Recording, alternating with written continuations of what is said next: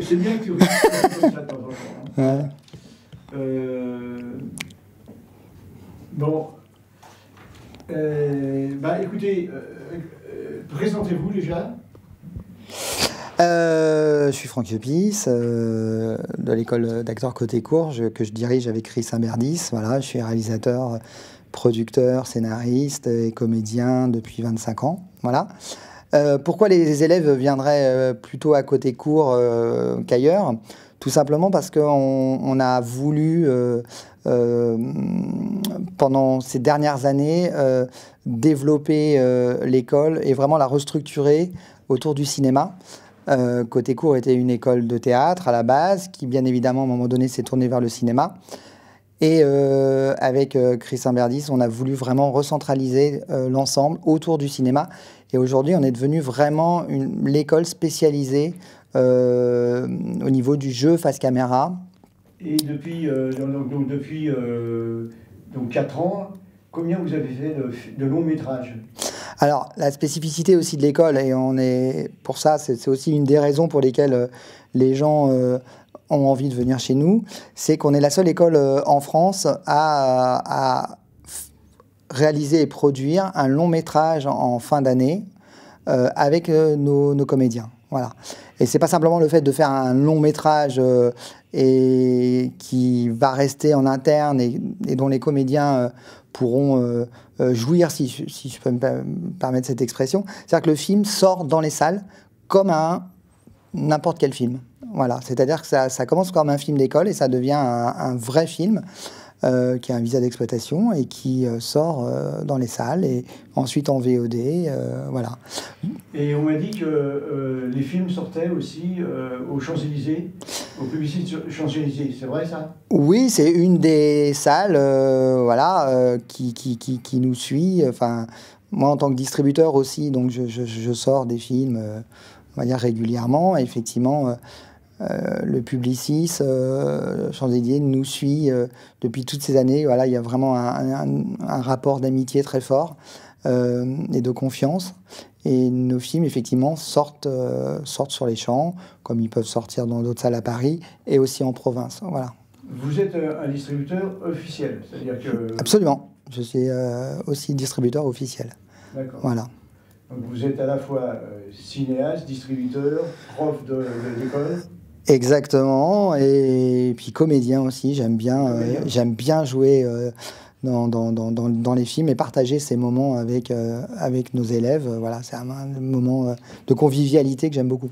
Donc vous jouez en tant que comédien avec vos élèves aussi? Absolument. D'accord. Voilà.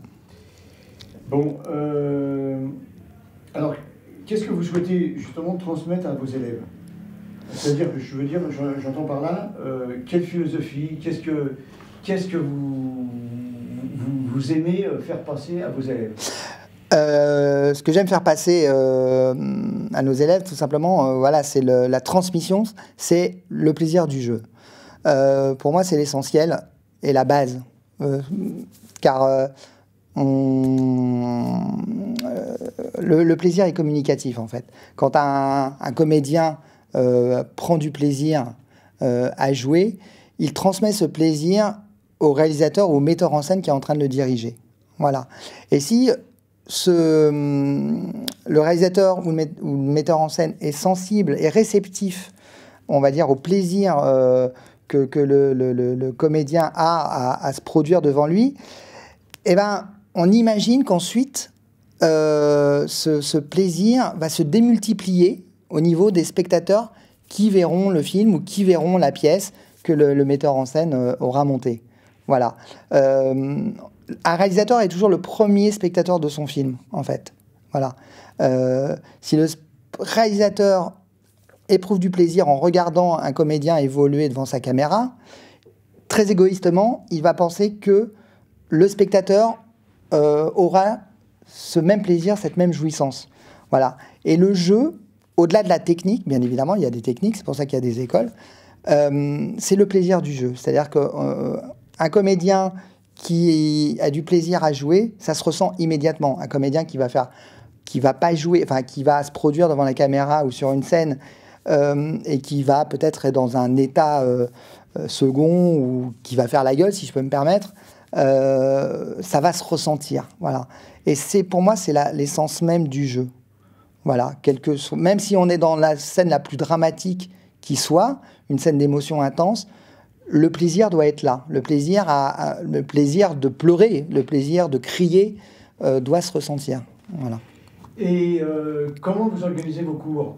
C'est-à-dire, qu'est-ce que vous faites, quoi? Comment vos cours de cinéma sont organisés? Alors, est-ce qu'ils sont organisés à l'intérieur, à l'extérieur? Les cours ont lieu pour les 2 premiers trimestres essentiellement à l'intérieur de l'école. Ils sont répartis il y a 3 modules importants, 4 modules importants, pardon. L'interprétation cinéma, donc c'est un vrai travail de scène tout au long de l'année. On travaille sur des genres très différents. Les élèves passent les scènes, on va dire, sur un nombre de séances. Quand la scène est prête, on filme et ensuite on visionne et on regarde ce qui a fonctionné, ce qui n'a pas fonctionné. Ensuite, il y a les cours d'improvisation cinéma dispensés par Chris Inverdis, voilà. Il y a les cours de théâtre, parce qu'on continue à bien évidemment à privilégier le théâtre, parce que ça reste la base du jeu. Voilà. Et ensuite, on a un module le vendredi matin, qui est un module d'écriture et de réalisation. Voilà. Où on apprend les techniques d'écriture, et on essaye de développer aussi l'imaginaire chez l'élève. Et ensuite, l'élève réalise son court-métrage, d'abord, on va dire, à l'intérieur, au sein de l'école. Et ensuite, au final, il y a un film de fin d'année qui est tourné à l'extérieur, dans des décors naturels, et qui est ensuite monté et proposé dans les festivals internationaux. Et quand vous faites des scènes, donc vous faites travailler des scènes de cinéma, quel genre de scènes de cinéma? Moi, je fais j'essaye d'être le plus éclectique possible, c'est-à-dire qu'on fait un travail sur le genre. Moi, j'aime tous les genres de films, donc j'essaye de transmettre ça aussi à mes élèves. C'est-à-dire qu'on peut aimer à la fois un film d'auteur très pointu, on peut aimer Jean-Luc Godard, comme on peut aimer Massacre à la tronçonneuse. Voilà. Pourquoi? Parce que chez Jean-Luc, Massacre à la tronçonneuse et À bout de souffle, ce sont 2 films d'auteur. Voilà. On peut faire du cinéma d'horreur et être un vrai auteur. Tout passe par l'écriture, le point de vue, en fait. Voilà. Donc, on essaie de faire aimer tous les genres de films à nos élèves. Donc, c'est pour ça qu'on travaille sur le genre. Et le genre est la première chose qu'on décèle lors de la lecture d'un scénario. Quand vous recevez un scénario, quand vous êtes un comédien professionnel, vous recevez un scénario, le genre du film doit transpirer dès les premières pages, en fait. Sinon, pour moi, il y a un problème d'écriture. Voilà. Et ça paraît évident de dire ça, mais on ne va pas jouer de la même façon dans une comédie que dans un drame, que dans un thriller. Voilà. Le jeu est modulé en fonction du genre. Donc, nous, notre volonté, c'est de faire en sorte que nos élèves soient le plus à l'aise dans un maximum de genres. Voilà. Et quand ils ont travaillé, alors là, vous les filmez? On les filme quand j'estime que la scène est prête, on la filme, et au cours suivant, on la visionne. Et puis, alors c'est aussi intéressant d'avoir quelques jours on va dire, pour avoir un autre regard sur la scène. C'est-à-dire qu'effectivement, on ne visionne pas la scène immédiatement après l'avoir tournée, on la visionne la semaine suivante. Voilà, ce qui permet de redécouvrir la scène et de voir ce qui a fonctionné et de voir ce qui n'a pas fonctionné et d'essayer de corriger pour les fois suivantes ce qui n'a pas fonctionné. Et vous faites aussi des courts-métrages? Oui, on fait des courts-métrages aussi en fin d'année, c'est-à-dire que on fait des courts-métrages, c'est-à-dire que tous les élèves ne sont pas forcément dans le long-métrage, mais on essaye de ne pénaliser personne. Et les comédiens qui n'ont pas été retenus pour le long-métrage seront dans les courts-métrages qu'on aura écrits aussi spécialement pour eux.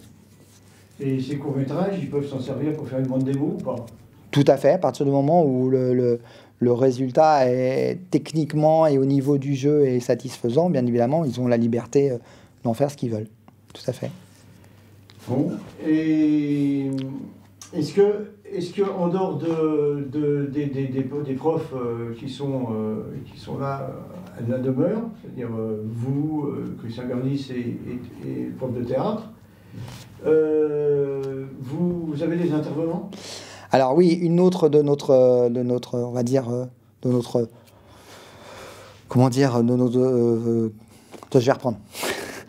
Un atout supplémentaire ou une de nos forces supplémentaires, c'est qu'on fait venir régulièrement des professionnels, voilà, et à raison d'une fois par mois en moyenne, voilà.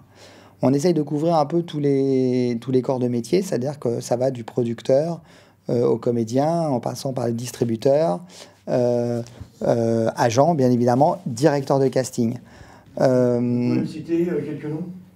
Bien sûr, on a eu vraiment le grand honneur de recevoir Éric Toledano, voilà, le réalisateur d'Intouchable, par exemple, Stéphane Sélarié, le PDG de Mars Film, qui est l'un des plus grands distributeurs indépendants, Stéphane Zito, qui est un directeur de casting, Stéphane Gaillard, un autre directeur de casting, des comédiens, Corinne Touzet, Eva Darlan, Alban Ivanov,